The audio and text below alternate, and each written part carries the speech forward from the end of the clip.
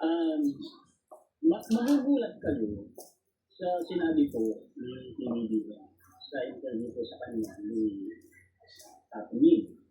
Kahit ako, nagulat ako dun sa sinabi niya. Kasi nakikita mo yung kasi sense mo yung pagbabago sa presidente. Oo, mga kaistra. Kasi tinanong siya eh, ano ba ang gusto niyo? Kayo ba gusto niyo nire-respeto kayo o tinatatakutan? Sabi ni PBBM, gusto ko nire-respeto ako pero pakiramdam ko sa ngayon, mas maganda yung katakutan ako. Well, sang-ayon ako doon, mga ka-istorya, kasi alam niyo, marami talaga umaabuso ngayon sa administrasyon. Kaya dapat, tumatang talaga, mga ka-istorya, si PBBM.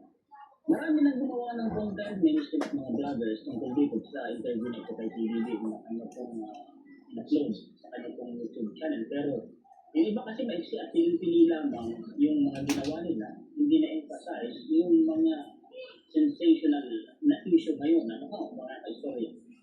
Yung iba naman, maiksi. Ngayon ako gusto ko mag-focus doon po sa bagay na hindi nabigyan ng diin. Oo, sa mga manonood, mga ka-istorya. Ano yun? Una, yung tungkol ko sa pinagbabawal ko na gano'n. Ano po? Pagkatapos, yung sa bigas. Pagkatapos, yun po sa gabinete ni PBBM. Mag-focus po ako dyan sa tatlong yan na issue. Pagkatapos, update tayo dun sa impeachment. Magbabasa din ako sa inyo ng mga references na nakikita lang. Hindi ko nga lang naipapakita sa inyong references ko, pero legit naman, searchable naman po itong mga kasi cellphone na ang gamit ko. Ngayon, gusto ko munang iparinig sa inyo yung interview ni Katunying kay PBBM. May mga kinat na ako na sa tingin ko unrelated po mga ka-istorya sa pag-uusapan natin ngayon para mas maiksilan.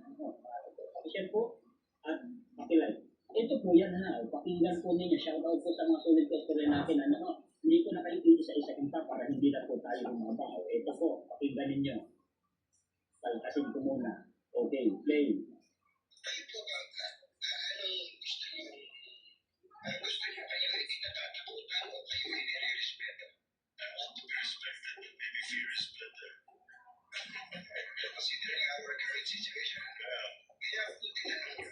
Kasi, I'm sure, narinig niyo naman yung mga usapin ng mga kapitalihan kung saan sa ibang agency ng gobyerno, ibang sangahin ng gobyerno. Kasi ito po ay mabait nga po kayo at hindi ito po natatakot sa inyo itong mga kampamasan na ito. Ilay po papasok tayo sa susunod na address na kadahap. Ano ba ang asahan namin sa isang Presidente Marcos in relation to anti-corruption efforts? Sa nakarang 23 years, nasa report kami na validated na left. Hindi na namin na-announce ang tanggal yan. Kadalasan, marami na talagang pero hindi na namin pinag-usapan kasi kung na naman mas mapasukalis ka na. Ang hindi kakasuhan na namin. Kita, isa na lang. Siya na lang yung nagsisipagin ka.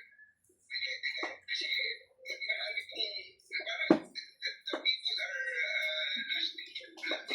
Maraming ganun po eh. Lasting for blood. Handa na pa, magsabi ng gusto niya ay blanca.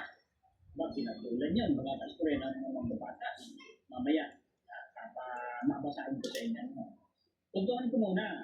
No, kasi alam niyo namang binabakbakan ang administrasyon ngayon doon po sa kanyang mga gabinete na marami na hong umaabuso, marami na hong nakapaligid kay PBBM na traidor at may mga sanggot umano sa korupsyon. Alam niyo kung sino naman ang mga bumabanat ng ganyan, mga Austria. Tama naman si Presidente, may mga pinagtatanggal na siya, hindi lang niya ina-announce kasi mga Austria, gulo na naman, totoo yun, papatulan na naman yun ng mga bumabanat sa kanya, gagawa na naman ng issue mga Austria. So ang resulta, sa halip na mapabuti, mapapasama pa, yung iba nga, sabi pa sangkot umano si First Lady, si PBBM, sa corruption, ganito, ganyan. So yung mga nagsasabi dyan na sobrang bait ni Presidente, talagang nagbago na mga kastor. Kasi si Presidente, maawain. ang sabi niya nito, yung mga umabuso, nakatunayan na talagang umabuso, pinagtatanggal na hindi lang po, na po, malinaw yun, mga kaistorya. Tuloy pa natin. Tuloy natin. Pinag-uusapan natin kanina ng pagkakapat. For example, kayo para kay katakutan, hindi po. Ano nangyari yan? Dito lang sa Milano, yun ang narinig ko sa kanila. Worried your wrinkles or sagging skin could show? You